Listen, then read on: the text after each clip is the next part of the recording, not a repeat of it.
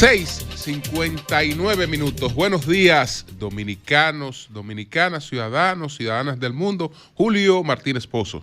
Los comentarios de los temas más importantes en el programa de mayor influencia de la radio y la televisión nacionales y de todas las plataformas digitales. Inmediatamente, pues, después de saludar a nuestras audiencias, a la de Sol, a la de Telefuturo, Canal 23, en nuestro canal de YouTube y al equipo del Sol de la Mañana, pues identifico por lo menos dos temas. Rodrigo Chávez y el tipo penal llamado concusión. Rodrigo Chávez es el actual presidente de Costa Rica. Y adiós a los entrometimientos antinacionales de la USAID. Entonces, vamos también con otros temas. Una tragedia en Santiago de los Caballeros, una tragedia en la que lamentablemente murieron 5 personas, una pareja y sus 3 hijos. Esto ocurrió en Santiago de los Caballeros. Bueno, 5 miembros de una familia, entre ellos 3 menores de edad, fallecieron en un voraz incendio que consumió su vivienda la noche del lunes. Esto fue en la comunidad de Don Pedro, en la provincia de Santiago. Estamos hablando de Luis Antonio Martes Vázquez, 52 años, su hermana Yuleni Altagracia Marte Vázquez, de 32, y los hijos de esta, Luis Marte Vázquez, de 14 años, Luis David Marte Vázquez, de 9, y Joel Sebastián Marte Vázquez, de 6. Así, no eran una pareja, sino 2 hermanos, y los hijos de la hermana que murieron ayer en este lamentable incendio en Santiago de los Caballeros. Entonces, señores, estamos pendientes, pero ya eso no será hasta finales de año, que entra en vigencia y ya se aplica a principios del año próximo. Pero el Senado de la República, que conoce de la propuesta de reforma fiscal del presidente Donald Trump, aprobó un 1% de impuesto a las remesas. La propuesta del presidente era un 5%. El Senado la dejó en coche, un 1%. Y ahora va a la Cámara de Representantes.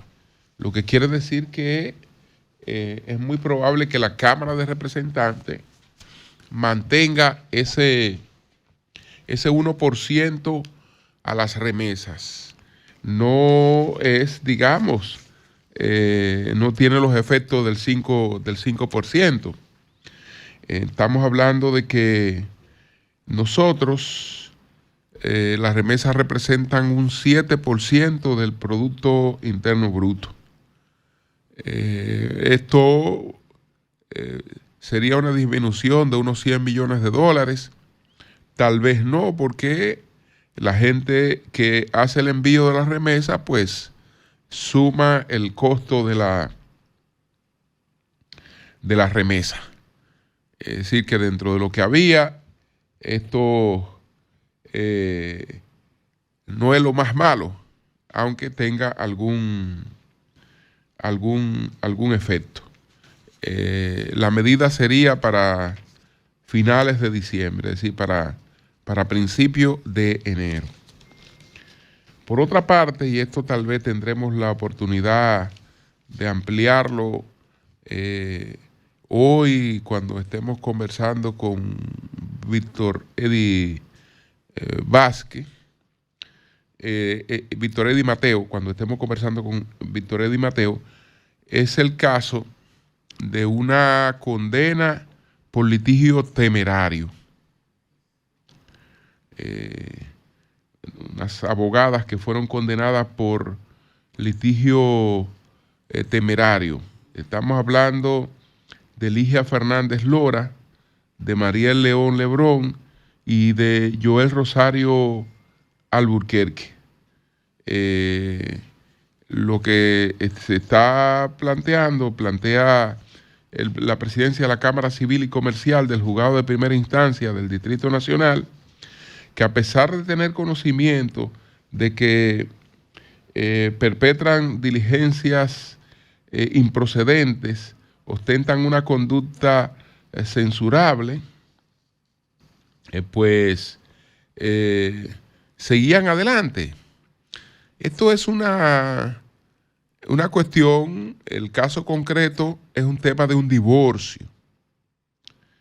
Entonces, de manera temeraria, se actuó contra las cuentas de una empresa que no estaba relacionada con el tema que estaba en la partición, pero sí causaba unos daños, causaba unas afectaciones y con esos fines se actuaba.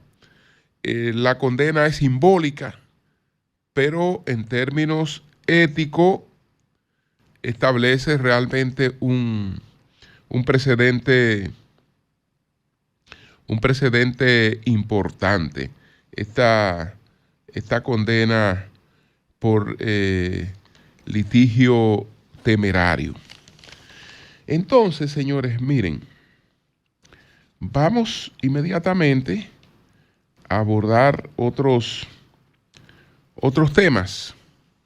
Ayer les hablé de la encuesta que llevó a cabo el periódico El Caribe en el año de 1954 sobre la figura de Pedro Santana, que no es una encuesta cuantitativa, sino fue una consulta cualitativa a los principales intelectuales del país, que el periódico los invitó por invitación, les dirigió una comunicación para que escribieran sus opiniones sobre la figura de Pedro Santana. Ayer nos referimos a varias opiniones, entre ellas la de el doctor Francisco Moscoso Puello. Hablamos de del señor Amiama, de Manuel Amiama, de don Máximo Cuascú, entre otras de don Virgilio Díaz Ordóñez. Entonces, vamos a hacer referencia a otras opiniones en el día de hoy que están contenidas en esta publicación Santana, encuesta acerca del general. Vamos a hacer otras referencias. Por ejemplo, vamos a ver qué nos dice don Rafael Augusto Sánchez, que fue uno de los consultados. Fue consultado tanto don Rafael Augusto Sánchez, el padre, como don Rafael Augusto Sánchez, el hijo. Pero esta es la opinión a continuación de don Rafael Augusto Sánchez. La opinión de don Rafael Augusto Sánchez me dice aquí que la consigo en la página 218, que ahí tengo subrayado parte de lo que ha planteado planteó don Rafael Augusto Sánchez al ser consultado para esta encuesta. Aquí varias de las cosas que subrayé en el caso de la opinión de Rafael Augusto Sánchez. Santana, dice Rafael Augusto Sánchez, fue una floración colonial, tardía pero explicable en aquellas horas confusas, cuando la voz y el sentido del estirpe tenía más fuerza y mayor influencia que un nacionalismo balbuceante al que Sánchez en San Juan y la rebelión de Moca comienzan a darle sentido y consistencia. Más adelante dice don Rafael Augusto Sánchez lo siguiente: ese anatema y esa iracundia se hace más injusto, se refiere al anatema de traidor, etc. Ese anatema y esa iracundia se hace más injusto y menos explicable cuando se piensa que esos mismos lapidadores de Santana no han vacilado en otorgar un público reconocimiento a dos hombres que fueron también nada más que instrumentos de la estirpe. Juan Sánchez Ramírez, prócer de la Reconquista, que nos reintegró al seno del mundo hispano de América, y Máximo Gómez, que fue en nuestro país soldado al servicio de España. Y los que se alzan contra Santana pierden de vista que el esfuerzo de este nos libró de ser haitianos y que su decisión de retornar a España es, a lo sumo, un error histórico, y que al fin y al cabo este error debe pesar en la balanza mucho menos que aquel gran acierto. Eso opina, entre otras cosas, don Rafael Augusto Sánchez. Su opinión no fue tan extensa porque ya él había emitido pues sus pareceres en el año de 1949, en unos artículos que había publicado en el año de 1949. Paso a la reseña, a reseñar algunas de las cosas que plantea otro de los intelectuales consultados, don Rafael Senior. Don Rafael Senior, vamos a ver aquí, dice don Rafael Senior, sobre la vida y obra de Pedro Santana, los historiadores sin emoción no solo han lanzado muchas mentiras, sino también muchas calumnias. Sus enemigos lo persiguieron más allá de la tumba y como muy bien lo ha recordado el licenciado Emilio Rodríguez de Morici, tuvo el triste privilegio de ser juzgado en vida. Pero alguien ha afirmado con certeza que a los hombres públicos se les juzga pasado un siglo. Y un siglo ha pasado y ya se comienza la obra separadora de justicia y de la verdad en favor del hombre que salvó la República en el momento más culminante de su historia. El hombre que la defendió no solo de los enemigos de afuera, sino de los enemigos de adentro, pero que al fin, presionando por la voluntad del pueblo que pedía a gritos la vuelta a España, se efectuó la anexión, no por obra personal de él, sino de la colectividad. Entre otras cosas, eso dice el señor Senior. Cuando hubo dado el grito de libertad el 27 de febrero, oiga lo que pasó el 27 de febrero después del grito de libertad. Cuando se hubo dado el grito de libertad el 27 de febrero, una tremenda vacilación, un espanto formidable se anidaron en los corazones. Se temía las venganzas haitianas, y cuando se supo que Gerard invadía, la consternación fue general. Ninguno de los hombres de la gloriosa madrugada se resolvía a marchar, a batirse a la frontera. En esa madrugada, la voz emocionada del doctor Caminero, junto con la de Manuel Jiménez y la de Tomás Bobadilla, gritaban: señores, preséntese un voluntario que se ponga a la cabeza de esta tropa y marche a Azua. Y nadie respondía al pedimento del patriotismo amenazado. Entonces, en esta misma encuesta está la opinión del licenciado Carlos Sánchez. Y Carlos Sánchez dice que Santana, que nosotros somos el único caso de un país que ha logrado su independencia y abdica de ella. Entonces, Senior responde a este planteamiento y dice lo siguiente. El licenciado Carlos R. Sánchez escribió recientemente que ningún pueblo en América, luego de su independencia, había abdicado de su libertad.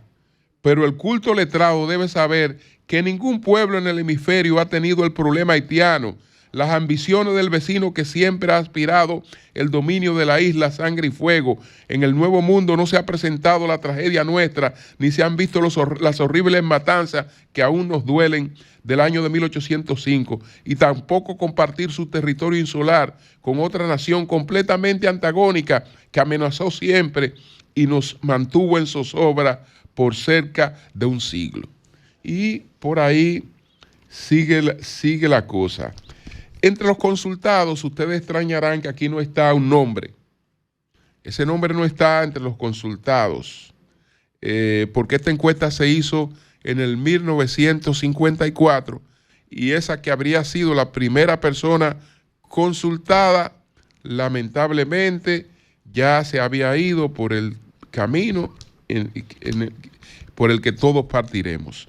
Me refiero a Manuel Arturo Peñavalle. Es decir, cuando se llevó a cabo esta consulta, Manuel Arturo Peñavalle ya había fallecido, pero Emilio Rodríguez de Morici lo hace presente en esta consulta, porque en su consulta don Emilio reproduce parte de las opiniones que ya había externado con anterioridad Manuel Arturo Peñavalle. Después continuaremos con otras referencias de esa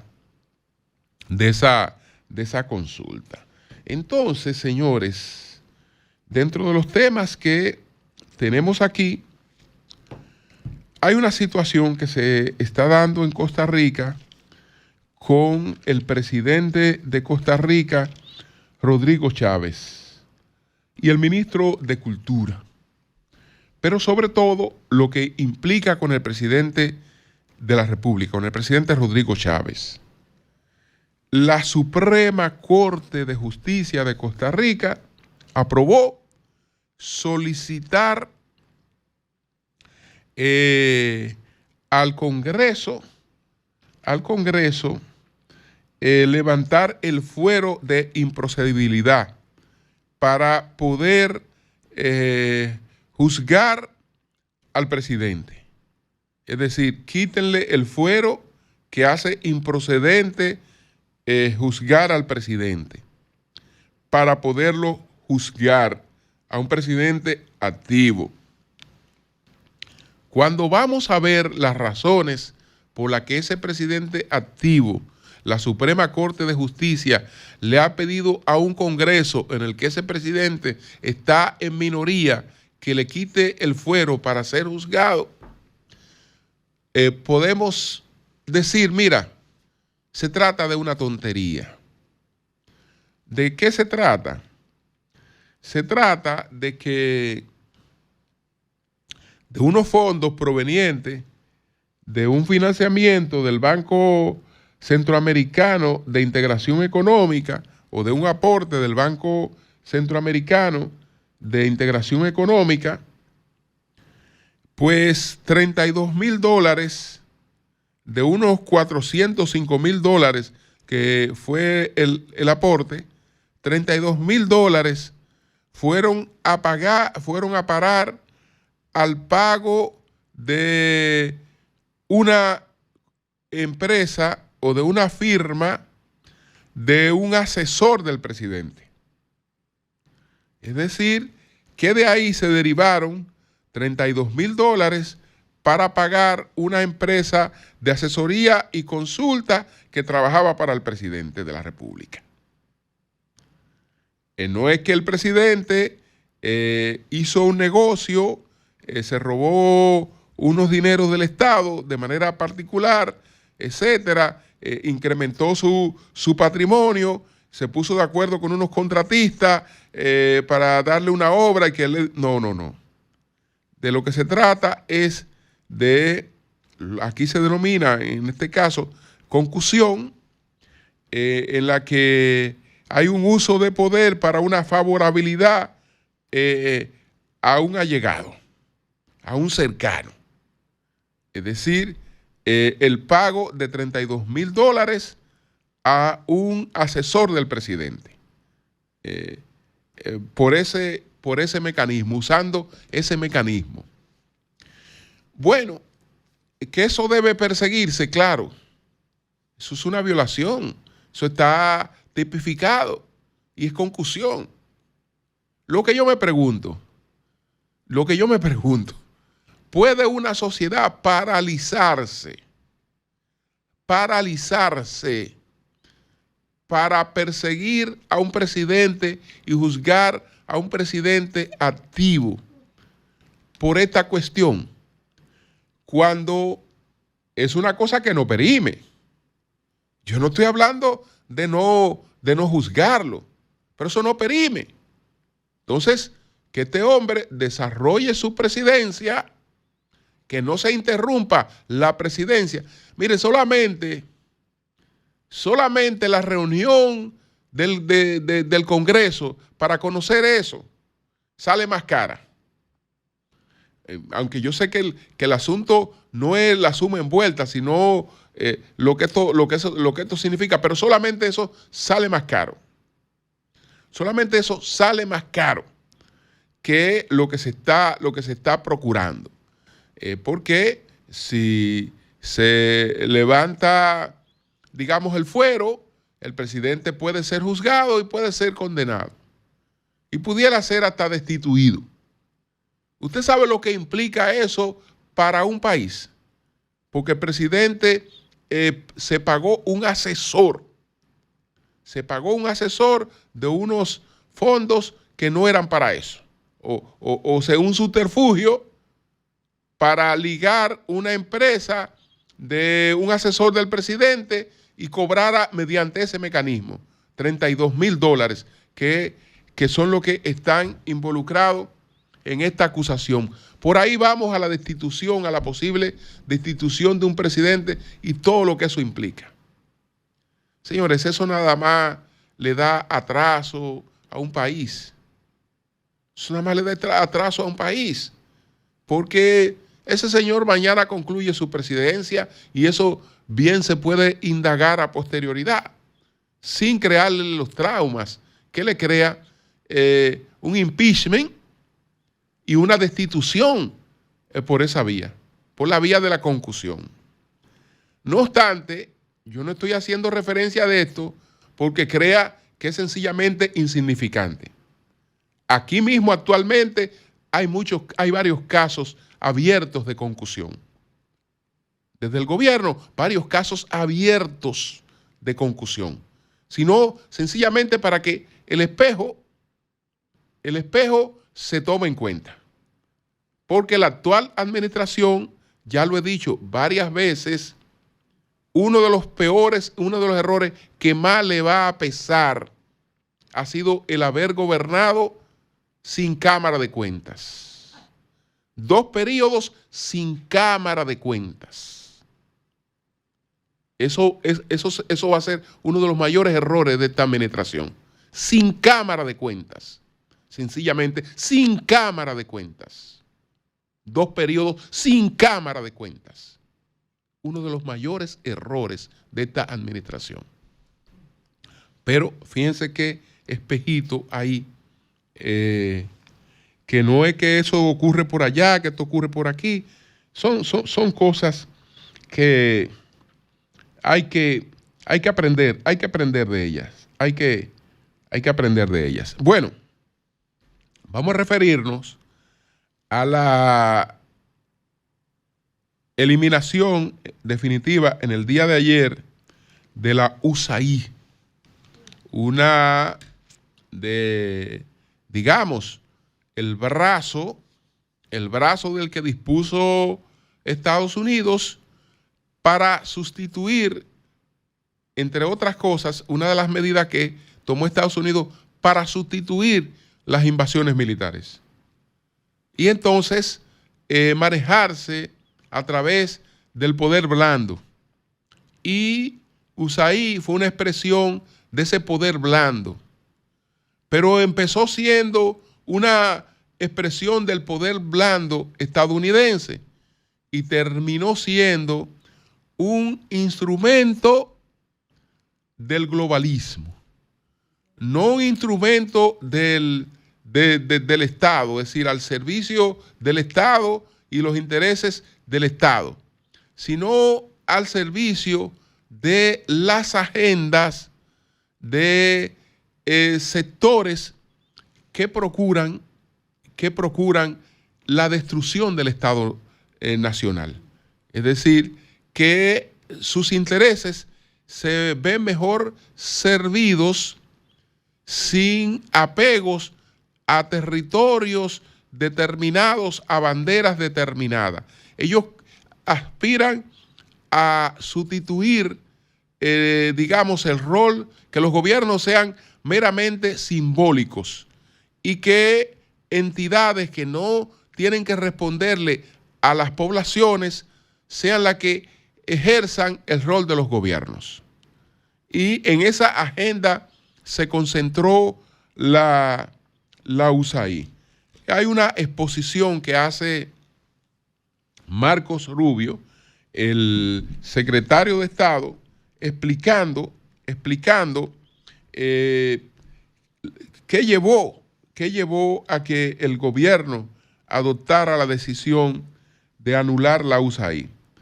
Él dice que la USAID, salto un párrafo largo y me voy a este. USAID ha tenido décadas y un presupuesto casi infinito financiado por los contribuyentes para promover la influencia estadounidense, fomentar el desarrollo económico en todo el mundo y permitir que miles de millones de personas se mantuvieran por sí mismas. Más allá de crear un complejo industrial de ONG que abarca el mundo entero a costa de los contribuyentes, USAID tiene poco que mostrar desde el final de la Guerra Fría. Sus objetivos de desarrollo rara vez se han cumplido y la inestabilidad con frecuencia ha empeorado y el sentimiento antiestadounidense no ha hecho más que crecer. En el escenario global, los países que más se benefician de nuestra generosidad suelen ser los que menos la corresponden. Por ejemplo, en 2023, las naciones de África subsahariana votaron junto a Estados Unidos solo el 29% de las veces en resoluciones claves de la ONU, a pesar de haber recibido 165 mil millones de dólares en desembolso desde 1991. Esa es la tasa más baja del mundo. En el mismo periodo, más de 89 mil millones invertidos en Medio Oriente y el norte de África resultaron en que Estados Unidos tenga una imagen menos favorable que China en todos esos países, excepto Marruecos. El gasto de 9.300 millones de dólares por parte de la agencia en Gaza y Cisjordania desde 1991, cuyos beneficiarios incluyeron aliados de Hamas, ha generado agravios, no gratitud hacia Estados Unidos.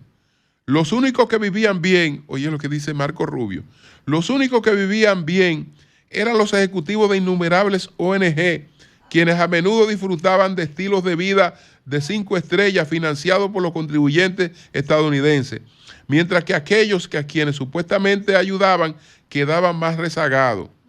Esta era de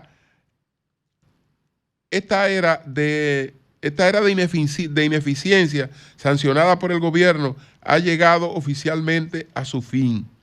Bajo la administración Trump finalmente tendremos una misión de financiamiento exterior en Estados Unidos que priorice sus intereses nacionales. Porque eso hace tiempo que se había divorciado totalmente de los intereses nacionales de Estados Unidos.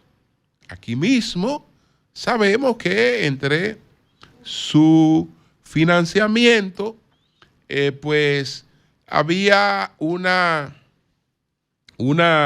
una ONG que tal vez producto de esta situación se colocaba en una poltrona de supuesta superioridad moral, pretendiendo manejar muchísimas cosas, aún por encima de las entidades que están concernidas a esos temas. Y que eso, en muchos casos, ha sido nefasto. Entonces, que descanse en paz, la USAID, que descanse en paz. Cambio y fuera.